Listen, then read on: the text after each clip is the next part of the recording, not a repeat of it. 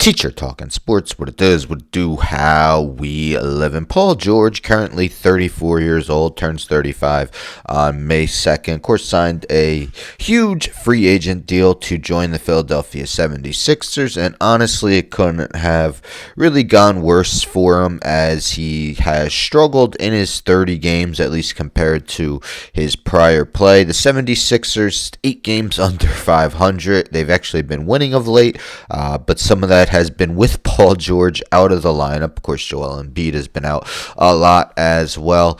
But Paul George, of course, has his podcast, speaks a lot about things going on, and did mention his time with the Indiana Pacers, which is crazy that it's been so long. So this was written on June 30th, 2017. Kind of crazy that it's been more than 7.5 years since Paul George was traded from the Pacers, but you see here, agreed to send All-Star Paul George to Thunder. If you don't remember what they got back from, they got Victor Oladipo and second-year big man Domantas Sabonis. What's crazy is this is arguably the second time. This was the first of maybe 2 times that George was traded, and the team that acquired him lost the trade. I mean, Sabonis became a 2-time All-Star with Indiana, and now is doing some big things, double-double nightly with the Sacramento Kings. And Oladipo, unfortunately, injuries derailed his career, but he was an All-Star as well with the Pacers. Of course, George's time with the Thunder was short-lived, as he was then traded to the Los Angeles Clippers. Who did the Clippers give up? None other than gilgeous-alexander, arguably the favorite to win MVP this season. But, recently Paul George said that it had been during all that time, he hadn't been acknowledged, hasn't been given a tribute by the team. So this is via Dustin Dopperick of the Indianapolis Star. Paul George says, "It sucks Pacers don't honor his achievements.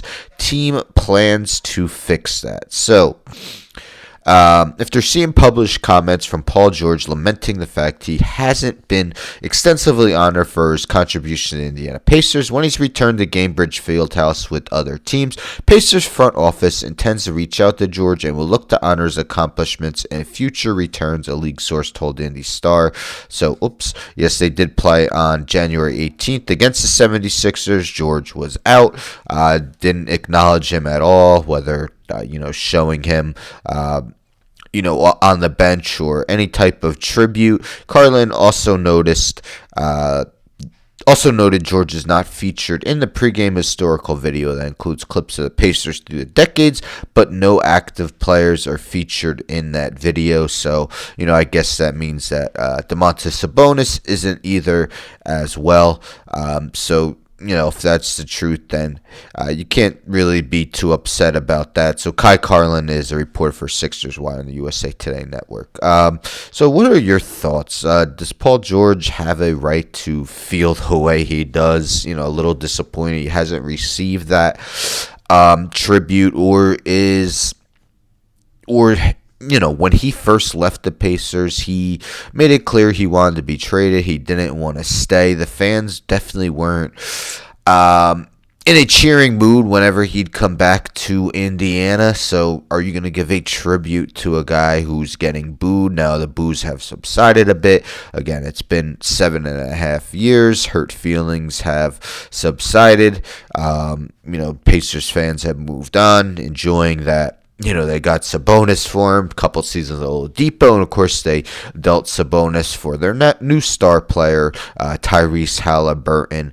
But yeah, we've seen it with the Raptors and Vince Carter. Of course, finally amends were made, and the Raptors did retire his number.